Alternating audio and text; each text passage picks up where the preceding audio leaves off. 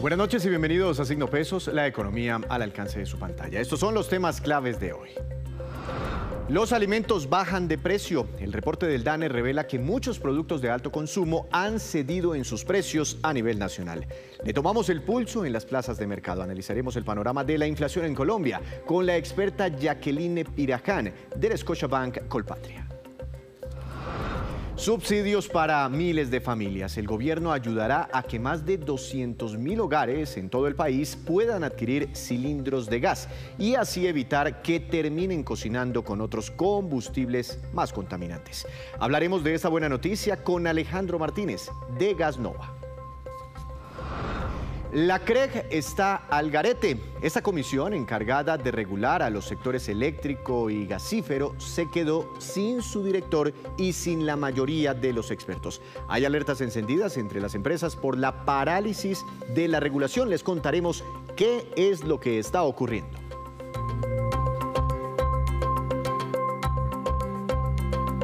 Comenzamos esta emisión de Signo Pesos hablando de la inflación que, aunque sigue en niveles elevados, completó 7 meses moderando su comportamiento en Colombia. Para analizar el tema, quiero saludar a la doctora Jacqueline Piraján, economista del Scotiabank Colpatria. Doctora Piraján, buenas noches. Bienvenida a Signo Pesos. ¿Cómo está? Buenas noches, Víctor. Muchísimas gracias por la invitación. Doctora Piraján, aquí vamos a ver el resumen de los datos más gruesos de la inflación con corte a octubre de este año. Básicamente vemos que las principales cifras como que están cediendo. Solo en octubre pasamos del 0,72 al 0,25%. Uno ve ahí una mejoría. Año corrido, enero-octubre, de 10,86 a 8,27%. Y últimos 12 meses, inflación anual, que es la que más miran ustedes en los mercados, pasamos del 12,22 al 10,48%. Viéndolo así, son cifras positivas, ¿no? Bueno, Víctor, sin lugar a dudas ha habido algún progreso en la inflación en Colombia. Recordemos que cuando tocamos los picos por allá en el primer trimestre de este año, hablábamos de inflaciones del 13,3%. Hoy estamos hablando del 10,5%, eso quiere decir que hemos bajado la inflación algo menos del 3%. Puede verse positivo, sin embargo, sigue siendo una inflación que en el absoluto es algo más de 3 veces lo que es la meta del Banco Central, y de ahí la preocupación por la falta de corrección más rápida de los precios en Colombia. Eso está diciendo mucha gente. Bueno, tenemos ya un dato mejor al que observamos en marzo de este año, cuando la inflación llegó a un pico del 13,34%, pero cuando van y se asoman por aquí al vecindario a otros países, ya tienen indicadores anuales de inflación en un solo dígito, en el 6, en el 5, en el 7%. ¿Por qué ellos han caído más rápido que nosotros? Bueno, Víctor, lo que hemos visto, por lo menos si nos comparamos con Latinoamérica, es que llegaron a tener inflaciones muy altas, pero ya antes de iniciar a bajar las tasas de interés, lograron inflaciones, como tú mencionas, de un solo dígito. Eso se logró porque, en cierto modo, esos países tuvieron un mayor reflejo de los precios, como por ejemplo de la gasolina. Ellos dejaron fluctuar a precios de mercados bastantes precios que en Colombia no habíamos dejado fluctuar, y adicionalmente en Colombia tenemos la costumbre de fijar los precios del futuro basados en los precios del pasado. A ese efecto le llamamos indexación, y cuando veíamos esos cierres de inflación altas el año pasado, pues las personas que, por ejemplo, tienen un inmueble en arriendo, le subían a esa tasa el precio del arrendamiento. Eso hace que en Colombia como que la inflación no pueda bajar tan rápido como sí sucede en otros países. Básicamente, diríamos que es por un efecto de precios regulados que no dejamos, digamos, expresar la situación de mercado, por ejemplo, en la gasolina, y el otro, la indexación. Pero entonces, ¿cómo debería ser esa indexación? Es que usted me plantea un tema bastante interesante, porque pues el salario mínimo está indexado a la inflación del año pasado, ¿no? De lo que usted nos explica, los arriendos, los peajes, etcétera. ¿Eso se debería fijar no teniendo en cuenta la inflación observada, la inflación que ya ocurrió, sino lo que creemos que va a ocurrir con la inflación en el próximo año? Es un componente de las dos cosas. Por ejemplo, si uno hoy hiciera una inversión y le dicen el CDT le paga una tasa del 12, uno realiza la ganancia un año después. Y si un año después la inflación es más bajita, pues yo tuve una ganancia de poder adquisitivo.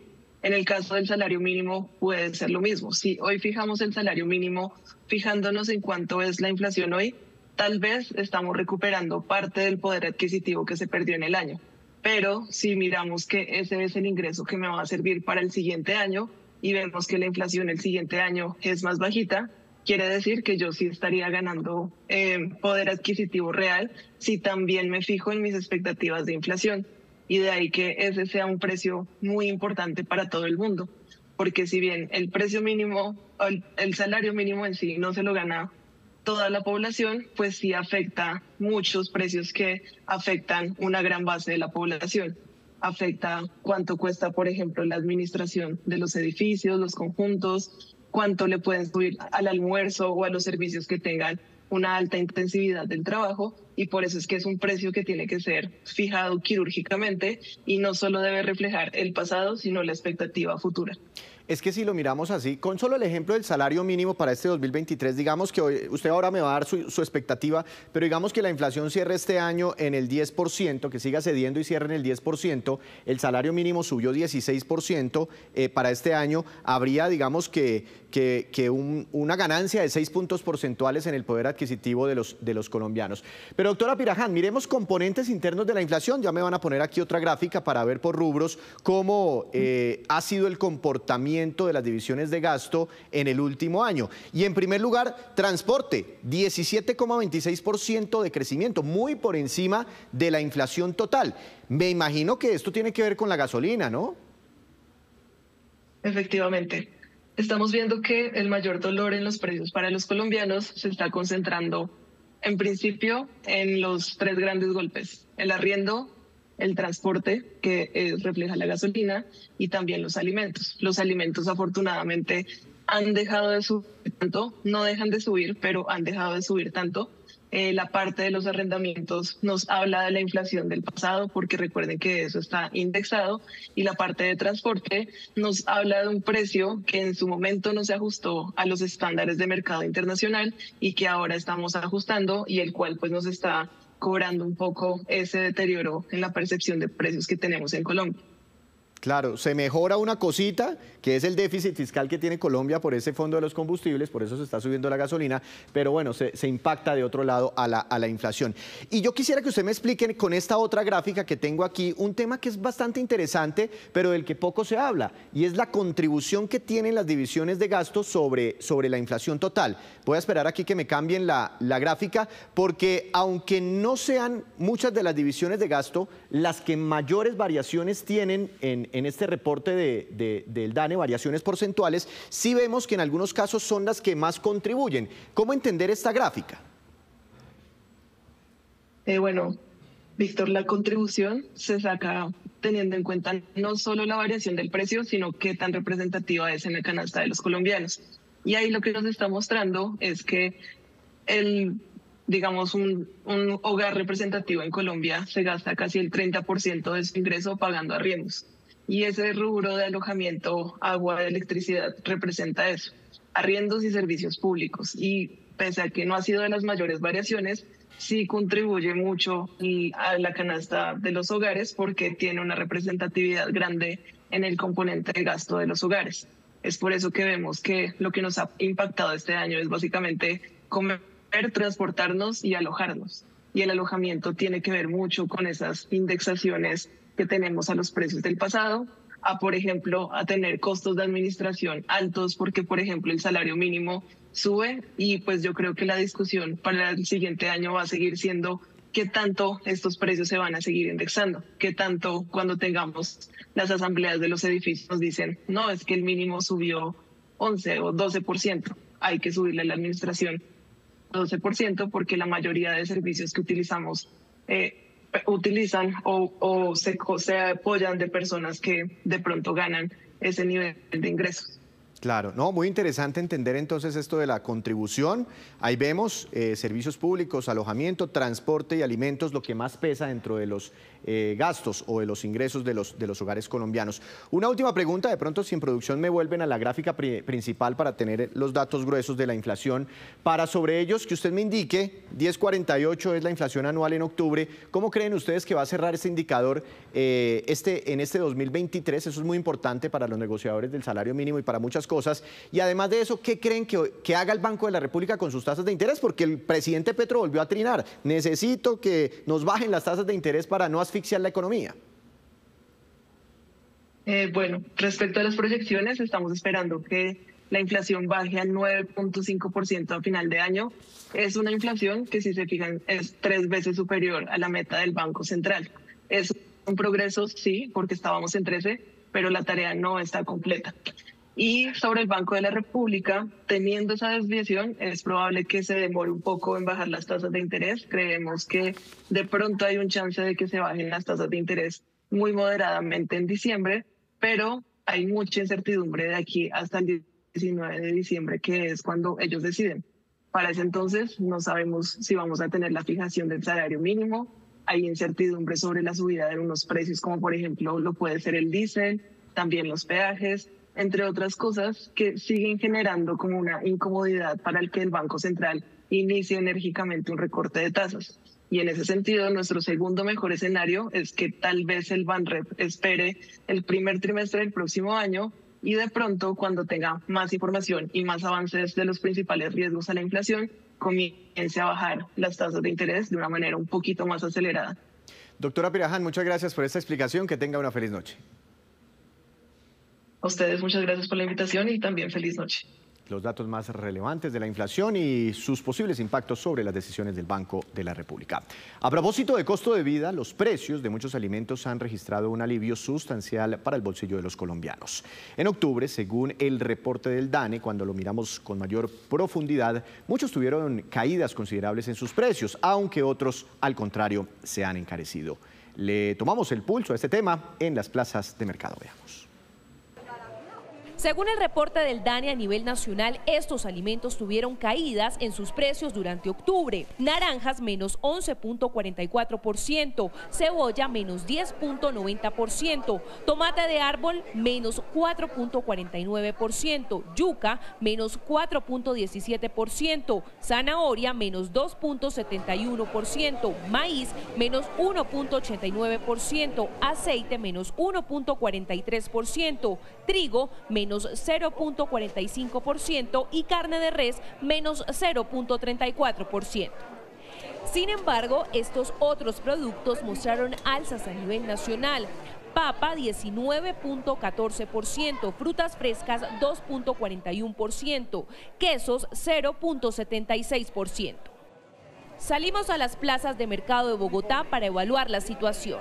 La cebolla larga bajó, la cebolla cabezona bajó, ambas bajaron un 30, un 40%. Otro producto que bajó bastante fue la arveja desgranada. Las hortalizas, la yuca, la zanahoria, entre otros productos, dicen los comerciantes, también están a buenos precios. ¿Pero qué dicen los compradores? Por ejemplo, los plátanos un poco más económicos, la yuca, la papa, sí, un poco más económico. En la otra cara de la moneda están aquellos productos que se han subido de precio, en este caso en Bogotá. Los pimentones han subido un poco, la papa se mantiene, el precio está estable, las habichuelas están estables. Digamos que uno tiene que empezar a buscar y a buscar hasta que encuentre lo que le beneficie al bolsillo. En la plaza nos encontramos que la carne de cerdo y el pollo se han encarecido un poco y el precio de la carne de res se mantiene estable. Pausa, pero cuando regresemos, esperen que hay preocupaciones en el sector energético por la falta de nombramientos de expertos comisionados en la CREG. Ya les contamos. Gracias por continuar en Signo Pesos. El gobierno acaba de tomar una medida importante que beneficiará a miles de familias dándoles acceso al gas propano. Para hablar de esta buena noticia quiero saludar al doctor Alejandro Martínez. Él es el presidente de Gasnova. Doctor Martínez, buenas noches. Bienvenido a Signo Pesos. ¿Cómo ha estado? Buenas noches, Víctor. ¿En qué consiste esta ayuda que se anuncia desde el gobierno nacional?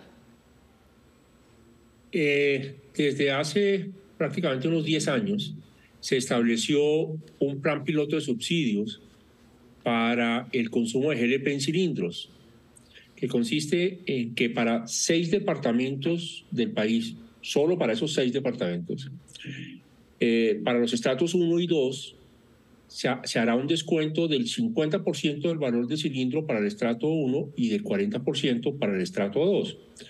Pero esos porcentajes del 50 y del 40 se calculan sobre el precio de 2014-2015, no sobre el precio actual.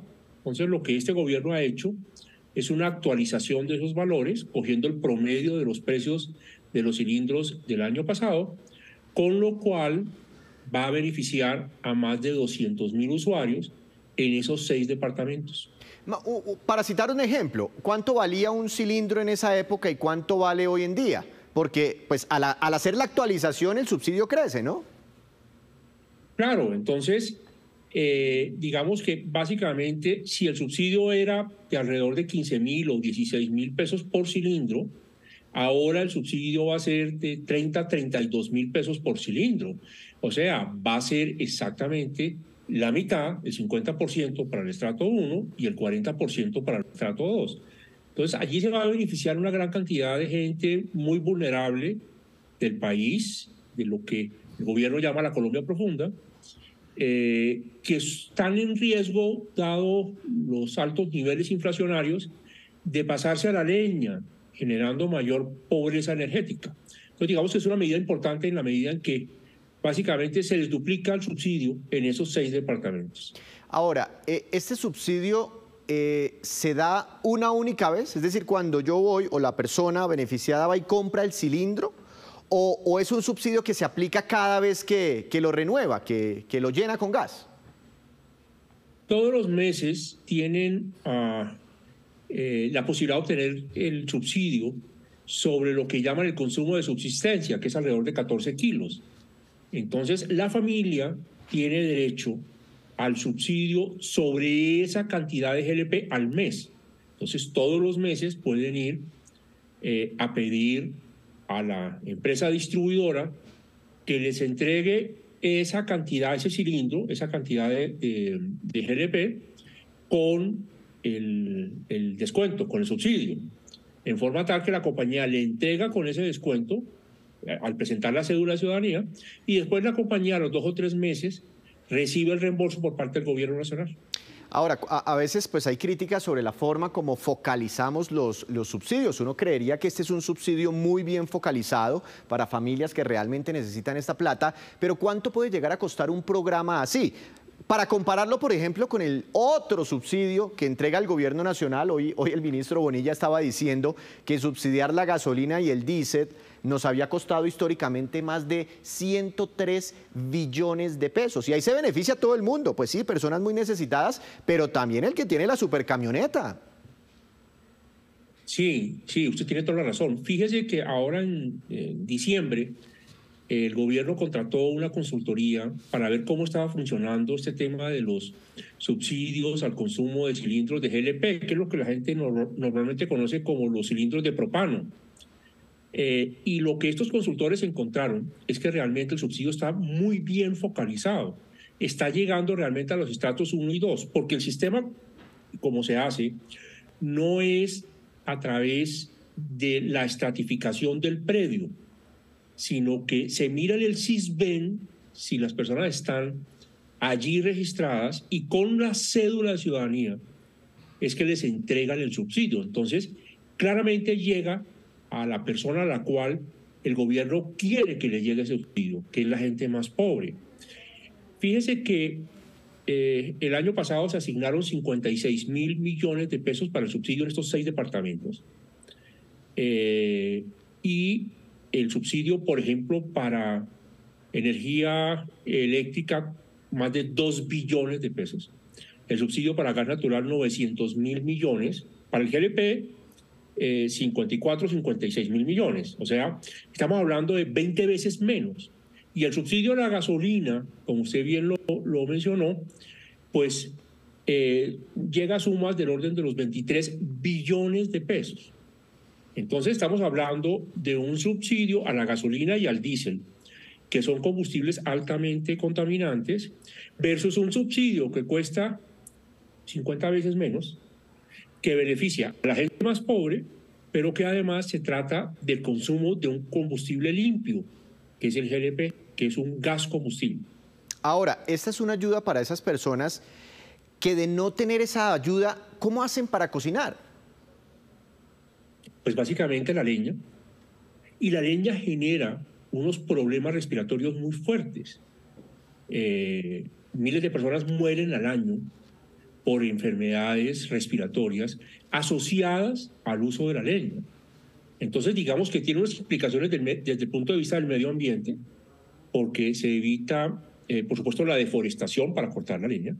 Tiene unos problemas, evita unos problemas desde el punto de vista de salud por estos temas de las enfermedades respiratorias, pero también tiene un beneficio que salió en este estudio que le menciono de estos consultores, en el sentido de que como ya las mujeres y los niños, que son los que típicamente están en las cocinas más, en las cocinas en el país, en el sector rural, por ejemplo, esas mujeres no tienen que dedicar 3 o 4 horas al día a ir a recolectar la leña y pueden dedicarse a una actividad productiva, con lo cual ayudan a que mejore el ingreso de las familias, o dedicarlo a la familia misma, a la crianza de sus hijos. Entonces, digamos que son una cantidad de efectos benéficos muy importantes.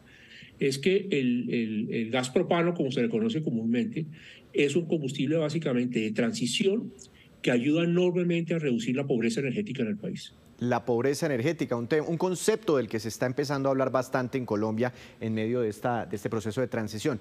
Doctor Martínez, las personas que están siendo cobijadas ahora con este subsidio son las, digamos, cuando hablamos en número de personas o de hogares, ¿son los que realmente necesitan ese subsidio o faltaría ampliar la cobertura? Falta ampliar la cobertura, digamos, el esfuerzo que ha hecho el gobierno es bien importante en esos 6 departamentos. Pero faltan todos los demás departamentos en el país. Es que están cobijados Nariño, Putumayo, Caquetá, Amazonas, algunos municipios del Cauca y San Andrés Islas. Todos los demás departamentos no están cobijados. Es el único servicio público en el país que no tiene subsidios al consumo. Y resulta que este es un combustible que lo consume la gente más vulnerable, la gente más pobre, por decirlo de una forma muy clara. Entonces tiene toda la justificación de que se extienda la cobertura a los demás departamentos. Este esfuerzo que ha hecho el gobierno ahora de prácticamente duplicar el subsidio para las personas de estratos 1 y 2 en esos 6 departamentos es un esfuerzo importante. Eso hay que reconocerlo. Esperemos que en la medida en que sea posible fiscalmente, eso se vaya a ir ampliando a otros departamentos en el país, porque esos usuarios en Antioquia, en Cundinamarca, en el Valle, en Guainía, en los Santanderes, en La Guajira, también tienen derecho a recibir subsidio. Doctor Martínez, pues muchas gracias por ayudarnos a entender esta buena noticia, que tenga una feliz noche y gracias por acompañarnos hoy aquí en Signo Pesos. Bueno, muchas gracias. Desde Gasnova. En más información, el sector de la energía y el gas afronta una crisis institucional. La CREG, el organismo que regula las tarifas, el servicio y los proyectos energéticos, se quedó totalmente paralizada por falta de comisionados. Los expertos advierten que esta situación ocurre en una coyuntura muy delicada para el país, como es el fenómeno del Niño. Veamos.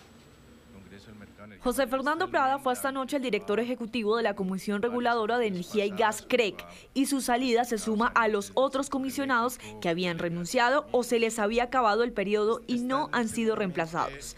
El tema ha sido motivo de mucha preocupación porque la CREG es la encargada de regular el sector de la energía y gas, temas que ahora quedan paralizados, debilitando la seguridad energética del país. El sector energético en este momento, cuando más lo requieren, de la entidad rectora de la regulación para poder enfrentar el fenómeno del Niño. La Asociación de Energía rechazó los retrasos del gobierno para nombrar a los comisionados, pues no contar con esa institución afecta no solo a las empresas de energía y gas, sino a sus millones de usuarios. Existen un sinnúmero de temas sectoriales los cuales requieren atención, empezando por el ajuste de tarifas, el ajuste al indexador de precios que ya lleva más de año y medio sin que se solucione. La preocupación de los sectores es tal que incluso la Asociación Nacional de Empresas Generadoras advierte que por falta de esa regulación se seguirá aplazando los proyectos de este sector en un momento delicado para el país. Todos estos sectores tienen una agenda sobre la cual la regulación se va ajustando y se va modificando precisamente para adaptarse a los cambios que se dan en el día a día, incluyendo temas como la transición energética. El Ministerio de Minas y Energía ha insistido que ha recibido las hojas de vida necesarias para ocupar las vacantes de la CREC, pero los nombramientos están en manos del presidente Gustavo Petro. A propósito del tema, el Ministerio de Minas y Energía está haciendo en este momento un nombramiento en la CREC. Voy a leer lo que escribe en su cuenta de X el ministro Andrés Camacho. Abro comillas, oficialmente hemos nombrado al ingeniero Omar Prías como comisionado experto de la CREC. Es especialista en gerencia con maestría en eficiencia energética, con amplio conocimiento y experiencia en el sector energético. Va entonces un nombramiento. Quedarían 5 nombres por definirse, por ser nombrados en esta comisión. Es hora de hacer una segunda pausa y en breve les contaremos cuáles son los países que cuentan con un mayor número de personas centenarias. Ya volvemos.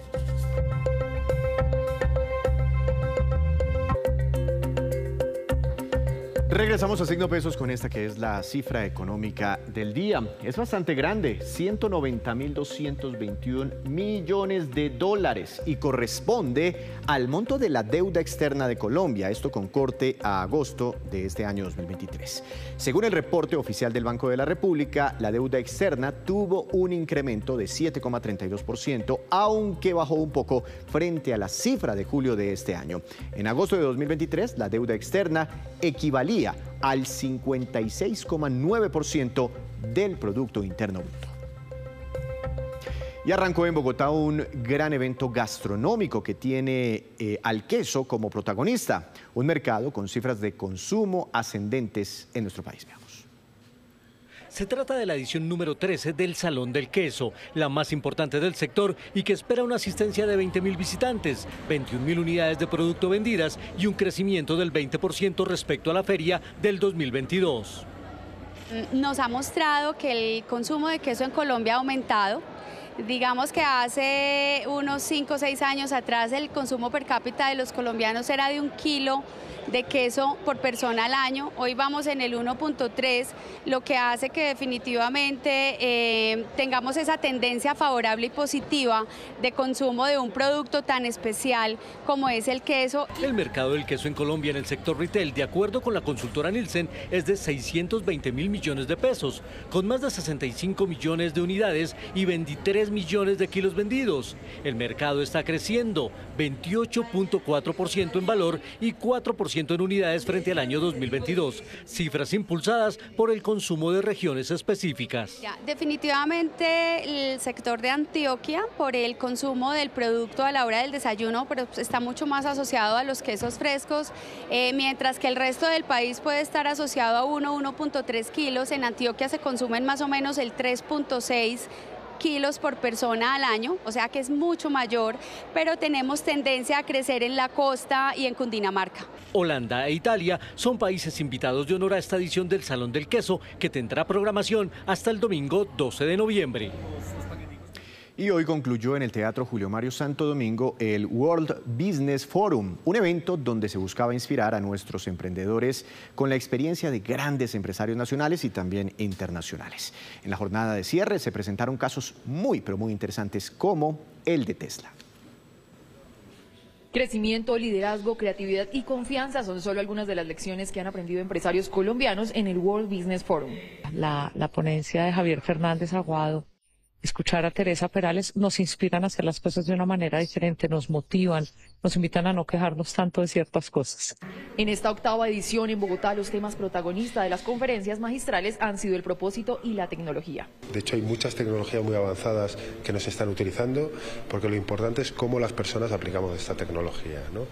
Y ahí es donde las empresas y las sociedades y los estados tienen éxito o no, ¿no? En cómo las personas somos capaces de aplicar y de utilizar la tecnología. El conferencista, doctor en economía y escritor Javier Hernández Aguado entregó un consejo para los empresarios colombianos. La realidad es imperfecta tanto en lo personal como en lo corporativo. Tenemos que diferenciar entre imperfecciones que son irresolubles y aquellas que son resolubles. En el primer caso, las imperfecciones que son irresolubles, tenemos que evitar enfadarnos, tenemos que tratar de pactar con ellas y, si es posible, buscarle oportunidad. Y en el caso de las imperfecciones que son resolubles, lo que tenemos que hacer es priorizar y, una detrás de otra, contribuir a la mejora del mundo. El World Business Forum ya se alista para su versión del 2024, que contará con 8 conferencistas como Chris Garner, escritor y protagonista del libro En busca de la felicidad, y el gurú de la gestión, Gary Hamel. Y ahora nos vamos con estos que son los indicadores económicos que usted debe conocer siempre antes de irse a dormir. Dólar, tasa representativa del mercado que regirá para mañana, será de 4.056 pesos con 90 centavos. Hoy cayó 8 pesos con 85 centavos. Petróleo Brent, de referencia para Colombia, tuvo un incremento de 0,50%. Se acercó a los $80 por barril. Precio interno del café colombiano subió y quedó en promedio como referencia para mañana a 1.467.000 pesos por carga. Índice MSCI Colcap de la Bolsa de Valores de Colombia subió 0,53%, acción más valorizada, la del PEI, que tuvo una ganancia del 4,7%, este es un título inmobiliario, y la que más cayó fue la acción del Grupo Aval, acción ordinaria con un retroceso del 11,22%. Antes de despedirnos, los quiero dejar con este dato. El siguiente es el ranking mundial de los países en donde habitan más personas con edades por encima de los 100 años. Japón tiene 92.100 personas centenarias. Estados Unidos, 80.100. China, 54.100. Malasia, 43.600. India, 27.000. Como vemos, de manera especial en los países orientales hay mucha longevidad. Así terminamos por hoy. Los esperamos mañana con una nueva emisión y con toda la información económica que usted necesita saber. Esto es Signo Pesos, la economía al alcance de su pantalla. Que tenga muy buenas noches.